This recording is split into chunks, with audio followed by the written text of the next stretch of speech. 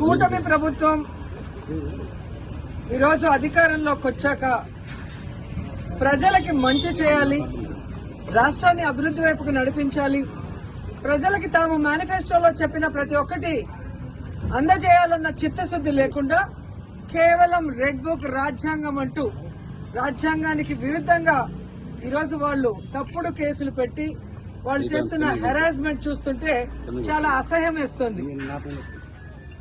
ఈరోజు వైఎస్ఆర్ కాంగ్రెస్ పార్టీ నాయకుల మీద కేసులు పెట్టి వాళ్ళని అరెస్ట్ చేసి కోర్టుకు తీసుకువెళ్లి కోర్టులో బెయిల్ ఇచ్చే లోపల ఇంకో పోలీస్ స్టేషన్ లో ఇంకో కేసు పెట్టి మళ్ళీ ఇంకో కోర్టుకు తీసుకెళ్తాం, అక్కడి నుంచి బయటకు వస్తే మళ్ళీ ఇంకో కోర్టులో కేసు పెట్టి ఇంకో చోటుకు తీసుకెళ్తాం. ఇది మనం కళ్ళారా పోసాని కృష్ణమురళి కేసులోనే మనం చూస్తున్నాం. అలా చాలా మంది మీద కూడా జరుగుతున్న విషయాన్ని ప్రజలు తెలుసుకోవాలి. ఎందుకంటే సుప్రీంకోర్టు క్లియర్ గా మార్గదర్శకాలు ఇవ్వడం జరిగింది.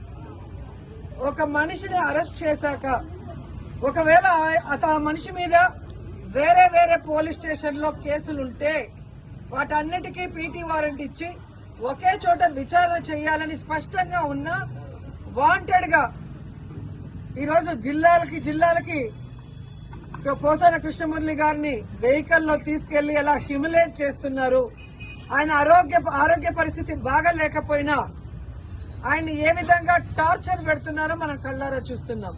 అంటే సుప్రీంకోర్టు ఇచ్చిన మార్గదర్శకాలకు కూడా తిలోదకాలు ఇచ్చి ఈరోజు అధికార పార్టీ వాళ్ళు చెప్పినట్టుగా అధికారులు నడుచుకోవడం చాలా దురదృష్టకరం.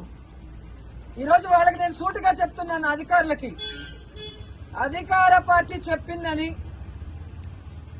మీరు ఈ విధంగా సుప్రీంకోర్టు మార్గదర్శకాలకి తిలోదకాలు ఇస్తే ఈ రోజు మా పార్టీ నాయకులు ఇబ్బందులు పడొచ్చు, కానీ భవిష్యత్తులో రాబోయేది వైఎస్ఆర్ కాంగ్రెస్ పార్టీ.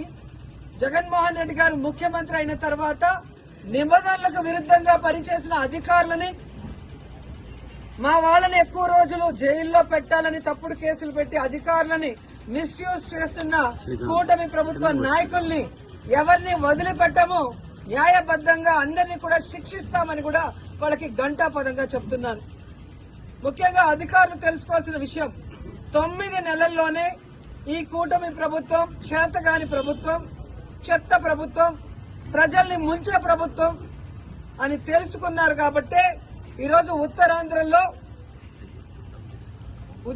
ఉపాధ్యాయులు ఏ విధంగా తెలుగుదేశం పార్టీ సపోర్ట్ చేసిన కూటమి ప్రభుత్వం సపోర్ట్ చేసిన వ్యక్తిని ఎలా ఓడించారో అర్థమైతే రాబోయే జమిలీ ఎన్నికలైనా సాధారణ ఎన్నికలైనా అధికారంలోకి వచ్చేది వైఎస్ఆర్ కాంగ్రెస్ పార్టీ అనేది తెలుసుకోండి. ఇకనైనా అధికారులు మీరు ఏదైతే న్యాయబద్దంగా చేయాలో అలా చేయాలి, అంతేగాని మీరు మితిమీరిన ఉత్సాహంతో చేస్తే మాత్రం చాలా బాధపడే రోజులు వస్తాయని కూడా తెలియజేసుకుంటున్నాను. అండ్ ఈరోజు ప్రెస్ ద్వారా ఈ రాష్ట్ర ప్రజలకి చెప్పాలనుకుంటున్నాను, అలాగే కూటమి ప్రభుత్వానికి కూడా చెప్పాలనుకుంటున్నా. కూటమి ప్రభుత్వం అధికారంలోకి వచ్చిన తర్వాత తప్పుడు కేసులతో హెరాస్మెంట్ చేయటమే కాకుండా ఈరోజు రాష్ట్రంలో మద్యం బెల్ట్ షాపులు ఏ విధంగా వీధికి పెట్టి విచ్చలవిడిగా మద్యాన్ని అమ్ముతూ ఈరోజు ఆడపిల్లల మీద అఘాయిత్యాలు పెరిగే విధంగా చేస్తున్నారో మీరందరూ కూడా కళ్ళారా గమనించండి. అలాగే ఈరోజు ఈ కూటమి ప్రభుత్వం అధికారంలోకి వచ్చిన తర్వాత ఈ ఆంధ్రప్రదేశ్ రాష్ట్రం గంజాయికి ఎలా అడ్డాగా మారిందో మీ అందరూ కూడా కళ్ళారా చూస్తున్నారు. ఈరోజు డ్రగ్స్ కూడా చంద్రబాబు నాయుడు నివాసం ఉంటున్న గుంటూరులో డ్రగ్స్ విచ్చలవిడిగా దొరుకుతున్నాయని అన్ని పేపర్లో మీరు చూస్తున్నారు. అంటే ఈ ప్రభుత్వం, ఈ ముఖ్యమంత్రి సిగ్గుపడాలని కూడా ఈ సందర్భంగా తెలియజేసుకుంటున్నాను. ముఖ్యంగా పుత్తూరులో ఎడ్యుకేషనల్ హబ్, ప్రైవేటు ప్రభుత్వ ఇంజనీరింగ్ కళాశాలలు, డిగ్రీ కళాశాలలు, అలాగే మెడికల్ కళాశాల, ఆయుర్వేదిక్ కళాశాల, ఇలా ఎన్నో కాలేజీలు పుత్తూరులో ఉంటే ఈరోజు గంజాయికి అడ్డాగా మారింది.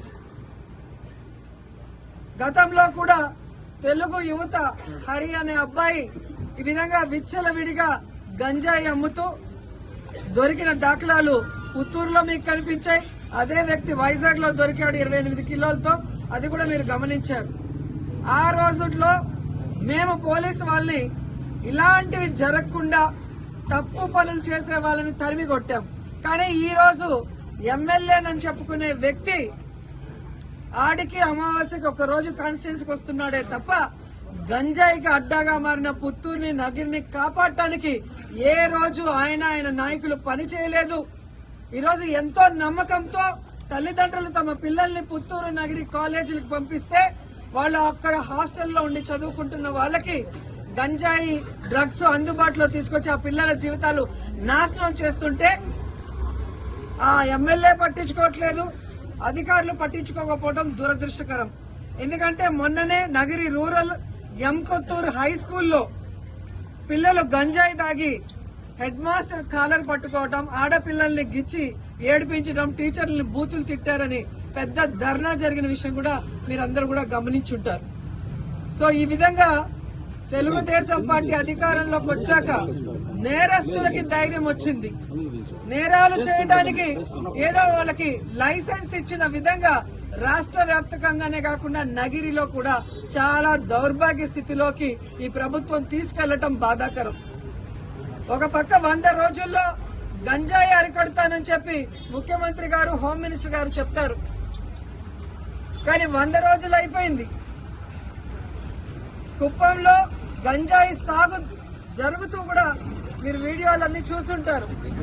మరి ఒక పంట పండాలి అంటే ఈ రోజు ఇత్తనం వేస్తే రేపు రాదు కదా. మరి అంత సాగు జరుగుతూ ఉంటే ముఖ్యమంత్రి సొంత కాన్స్టిట్యున్సీలో చంద్రబాబు నాయుడు గారు నిద్రపోతున్నారు.